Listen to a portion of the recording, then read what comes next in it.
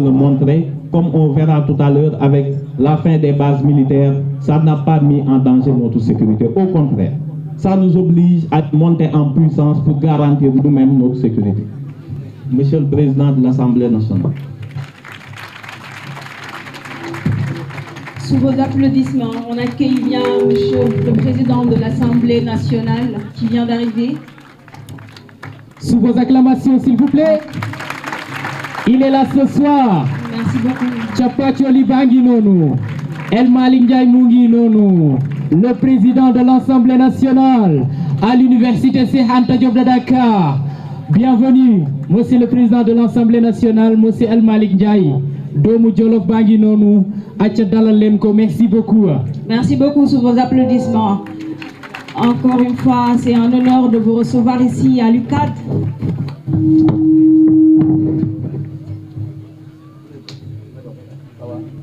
Bienvenue à la délégation du président de l'Assemblée nationale. Merci beaucoup.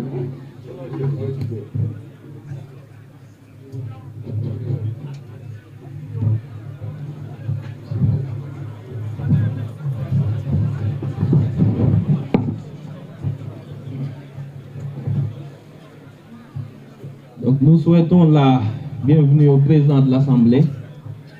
Et cela, sa présence et la présence des autorités, notamment le ministre Yankoba Diémé et les directeurs généraux et les honorables députés et prestigieux invités que vous avez, montrent que le parti PASTEF, en tout cas les instances du parti, ont compris l'importance des sections estudiantines dans la matérialisation du projet. Merci beaucoup, Monsieur le Président.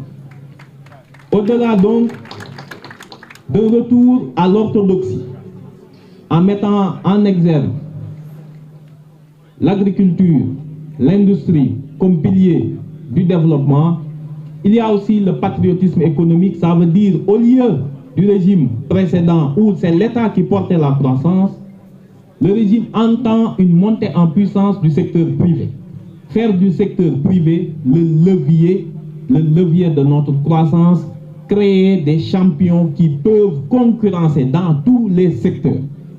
Dans tous les secteurs, les multinationales qui viennent ici se faire des plus-values qu'ils ne peuvent faire ailleurs dans le monde. Donc c'est extrêmement important. Au-delà de ces aspects de changement de paradigme économique, il y a bien sûr le levier monétaire. Mais ça, ce n'est pas encore un levier qui a été actionné parce que cela nécessite énormément de réformes. Mais vous savez très bien, si le gouvernement entend, et c'est peut-être l'autre pilier, mettre l'accent sur l'assainissement de nos finances publiques, c'est en grande partie pour préparer toutes les hypothèses sur le levier monétaire. Est-ce qu'on aura notre propre monnaie ou est-ce qu'on va rester dans cette configuration que l'on connaît?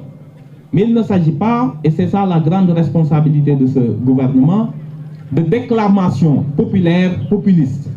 C'est de le faire en responsabilité et de dire, dans l'optique de la préparation de la question monétaire qui est essentielle, on doit assainir nos finances publiques, c'est l'un des piliers, l'un des leviers essentiels. Assainir les finances publiques, je pense que nous avons tous assisté, ahuris, choqués, estomaqués par le rapport de la Cour des comptes qui montre un pillage organisé, millimétré de nos ressources publiques, de nos deniers publics. Par des gens qui, avec zéro patriotisme, se sont arrangés avec des multinationales pour endetter le pays, leur faire exécuter des marchés surfacturés. Et aujourd'hui, tout le bénéfice qu'ils ont tiré de ces surfacturations se retrouve dans des comptes offshore. Mais ils vivent dans un pays où il n'y a pas de route. Donc ils en payent aussi le prix. Donc l'assainissement des finances publiques est une question d'abord de souveraineté avant d'être une question de gouvernance. Si vous n'avez pas les cordons de la bourse, ce sont les institutions financières qui vont vous montrer là où vous regardez et vont même vous dicter le modèle de société que vous êtes en mesure de proposer à vos concitoyens. L'assainissement, la maîtrise de la dette des dépenses publiques de façon globale, une réforme globale de toutes les dépenses, une revue de tous les contrats, les DG peuvent vous le dire. Tout ce qui était en exécution a été stoppé. On fait une revue générale de tous les contrats pour regarder tout ce qui a été surfacturé pour dégager le maximum de marge de manœuvre. Il y a la renégociation de tous les contrats miniers de ce pays. Il y a des milliards et des milliards qui sont comme ça volatilisés entre les mains de quelques rapaces. Ce sont vraiment des rapaces, ces gens-là, qui sont partagés les ressources de ce pays, encore une fois, avec des groupes étrangers qui viennent ici prendre nos ressources naturelles, les ramener chez eux, les transformer et nous les revendre au plus fort.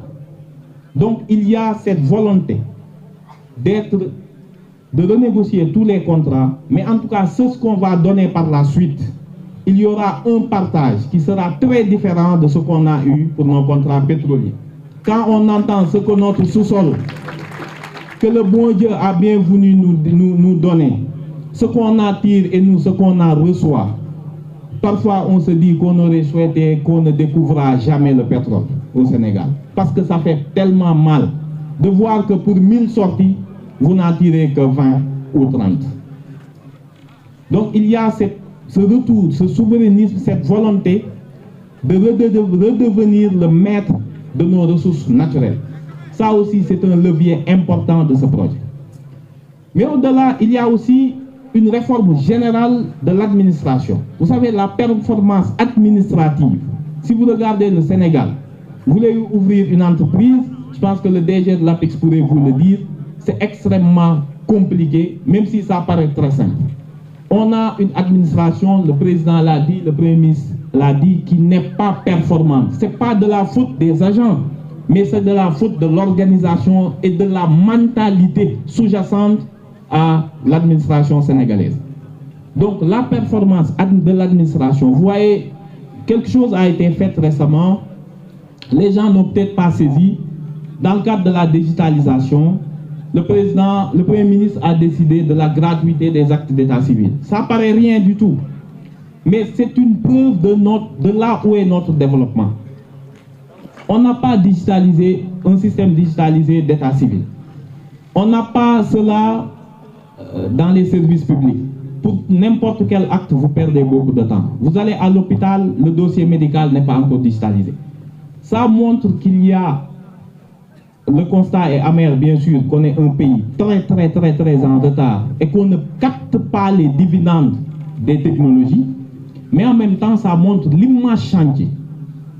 Si nous réussissons avec ce mandat de digitaliser totalement l'administration, je pense qu'on aura une administration extrêmement performante et prête à accompagner le projet. S'agissant des ressources publiques, vous savez, l'évasion fiscale